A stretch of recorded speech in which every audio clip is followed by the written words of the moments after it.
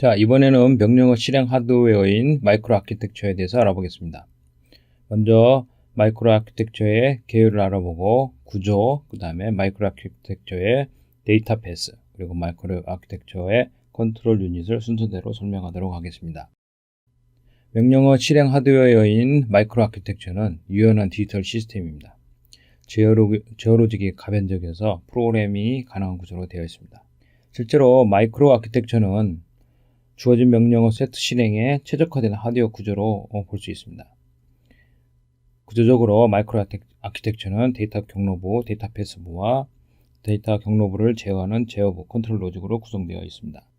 마이크로 아키텍처 구조를 설명하기 위해서는 먼저 디지털 시스템에 대한 이해가 필요하겠습니다.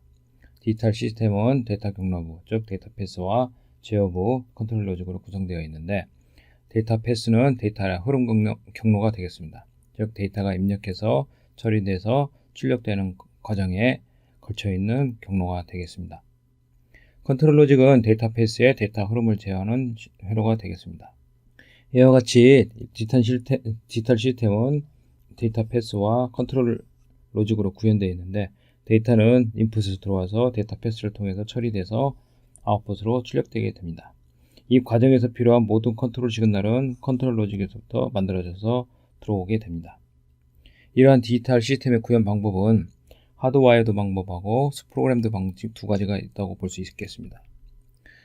먼저 하드와이어드 시스템 방식에서는 데이터 패스와 컨트롤 로직을 일체화시켜서 구현한 것을 얘기합니다. 이와 같이 데이터 패스와 컨트롤 로직을 일체화시켜서 타이트히 커플드하게 구현된 시스템을 얘기합니다.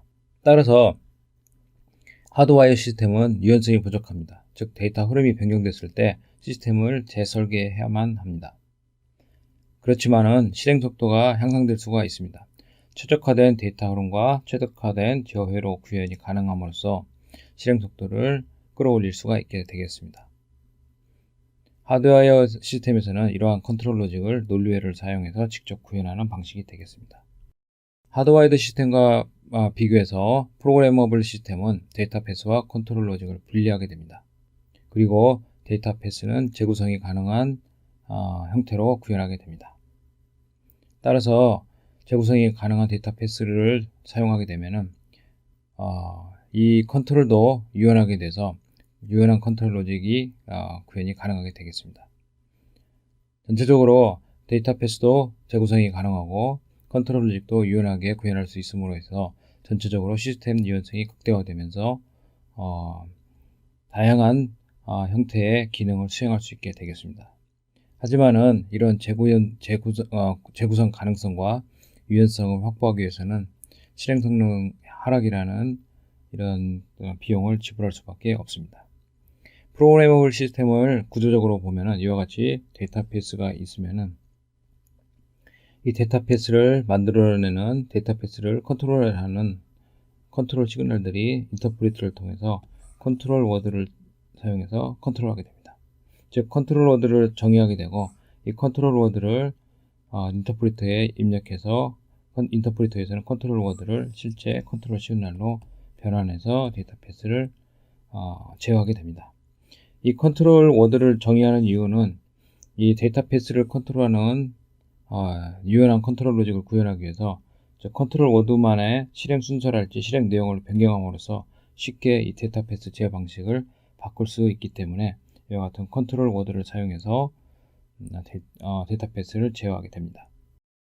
유연한 컨트롤 로직을 만들기 위해서는 아래와 같은 점들을 고려하게 됩니다. 즉 컨트롤 시그널들을 컨트롤 워드로 정의한 다음에 컨트롤 워드를 순서적으로 데이터패스에 적용합니다. 즉 해석키를 사용해서 컨트롤 워드를 컨트롤 시그널대로 변환시킬 필요가 있습니다. 이러한 컨트롤 워드를 데이터패스에 적용하는 방법은 직접 입력하는 방법이 있고 메모리에 컨트롤 워드를 저장한 후에 순차적으로 읽어서 적용하는 방법이 있다고 하겠습니다. 따라서 데이터패스를 제어하는 방법을 변경하고 싶을 때는 컨트롤 워드를 재정의하거나 실행 순서를 변경하면 되겠습니다. 마이크로 아키텍처는 주어진 인스트럭션 셋을 최적으로 실행할 수 있는 하드웨어 구조라고 얘기했습니다. 마이크로 아키텍처도 디지털 시스템이기 때문에 디지털 시스템을 범주, 즉 두 가지 유형을 벗어날 수가 없습니다. 즉 하드와이드 시스템이 되든 아니면은 프로그래머블 시스템이 되든 이렇게 해야 됩니다. 하지만은 태생적으로 마이크로 아키텍처는 유연한 구조를 가지고 있기 때문에, 즉 주어진 인스트럭션 셋을 최적으로 실행할 수 있는 하드웨어가 되기 때문에 기본적으로는 하드웨어 시스템보다는 프로그래머블 시스템으로 구현하는 것이 맞겠습니다. 따라서 마이크로 아키텍처는 대표적인 프로그래머블 시스템이 되겠습니다. 이 경우 데이터 패스부는 ALU와 레지스터로 구성되어 있고, 컨트롤 워드는 실제로 인스트럭션이 되겠습니다. 이 인스트럭션은 실제 인코딩된 컨트롤 워드 역할을 하게 됩니다. 이러한 컨트롤 워드들을 순서적으로 배열한 것이 프로그램이 되겠습니다. 컨트롤 워드의 적용 방법은 메모리에 저장한 후에 실행하는 형태가 되겠습니다. 따라서 이전에 설명한 스토어드 프로그램 방식이 하드웨어가 이 마이크로 아키텍처가 되겠습니다. 컨트롤 워드 해석기는 실제로 마이크로 아키텍처에서는 컨트롤 유닛의 인스트럭션 디코더가 되겠습니다. 자, 마이크로 아키텍처와 프로그래머블 시스템을 비교하면 이와 같이 되겠습니다. 좌측에 있는 게 이전에 설명한 프로그래머블 시스템이 되겠고, 우측이 마이크로 아키텍처가 되겠습니다.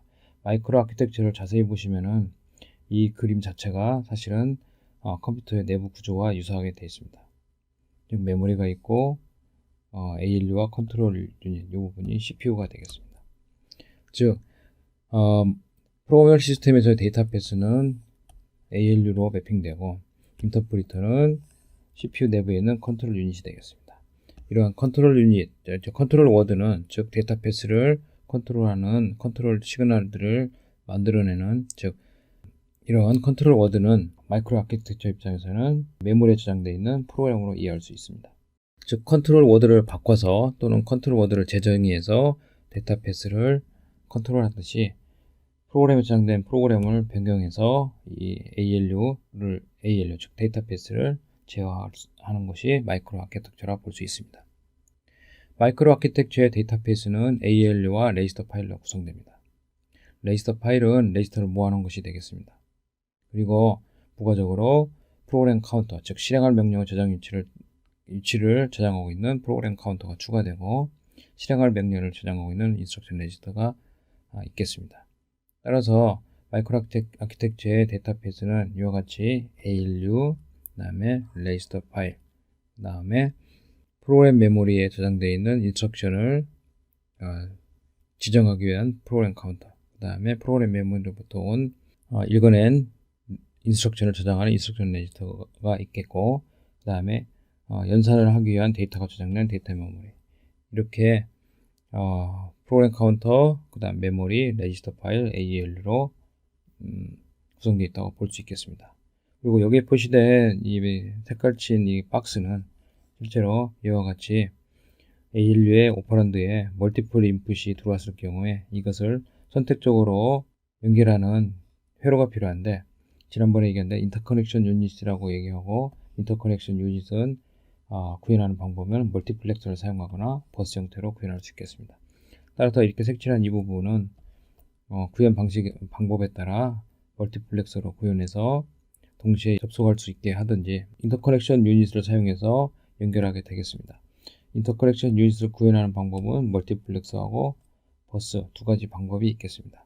따라서 이 부분은 버스이거나 먹스가 돼서 실제로 ALU의 인풋이 여러 곳에 들어올 때 그 중에 하나를 선택적으로 체크해서 실행하게 되고, 이와 같이 데이터 메모리를 저장하는 것도 실제로 프로그램 메모리를 통해서 이렇게 들어오는 방법도 있지만 ALU 결과가 저장되는 경우도 있다고 볼 수 있겠습니다.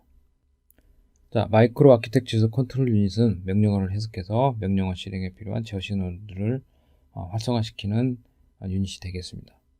컨트롤 유닛은 마이크로 아키텍처의 데이터 패스의 구성 요소에 필요한 모든 제어 신호를 생성하게 되겠습니다. 여기서 빨간색으로 표현된 부분이 컨트롤 유닛이 되겠습니다. 즉 아까 말씀드린 데이터 패스에 필요한 컨트롤 시그널들을 전부 컨트롤 유닛에서 만들어서 제공하게 됩니다. 이 컨트롤 유닛의 인풋은 여기서 보시는 바와 같이 인스트럭션 레지스터에 있는 명령어 또는 ALU 계산 결과로 발생하는 각종 스테이터스 플래그들이 컨트롤 유닛의 인풋으로 들어오겠습니다. 즉 인스트럭션과 스테이터스를 참고로 해서 제어 신호를 만든다고 볼 수 있겠습니다. 다음은 마크로 아키텍처의 설계 절차를 간략하게 설명하도록 하겠습니다. 먼저 명령어 세트를 분석하게 되고 그 다음에 명령어 세트를 분석 결과 각 명령에 대한 마이크로 오퍼레이션들을 정의할 수가 있겠습니다. 그런 후에 모든 마이크로 오퍼레이션 실행에 필요한 데이터베이스 구성 요소 및 이런 데이터베이스의 구성 요소를 연결하는 상호 연결 구조를 정의하게 되겠습니다. 데이터베이스 설계가 끝나면은 데이터베이스의 구성 요소 및 연결 회로에 필요한 제어 신호를 정의하게 됩니다. 제어 신호가 정의되었으면 이러한 제어 신호를 시간에 맞춰서 출력할 수 있는 컨트롤 유닛을 설계하기 시작합니다. 즉 명령어 해석기, 즉 인스트럭션 디코더를 설계하고 컨트롤러 시퀀서를 설계하게 됩니다. 컨트롤러 시퀀스라고 하는 것은 명령어, 즉 인스트럭션 사이클과 명령어로 인스트럭션 사이클을 구성하는 오퍼레이션 사이클을 구성하는 마이크로 오퍼레이션들을 각종의 마이크로 오퍼레이션들을 시행할 때 필요한 데이터베이스가 있고 그 데이터베이스를 컨트롤하기 위한 제어 신호들을 타이밍에 맞춰서, 즉 인스트럭션 유형과 타이밍에 맞춰서 이 제어 신호를 출력하는 이런 회로가 되겠습니다. 출력하는 회로가 컨트롤 유닛인데 컨트롤 유닛의 이 타이밍, 출력하는 타이밍을 만들어주는 게 컨트롤 시퀀스의 역할이라고 볼 수 있습니다.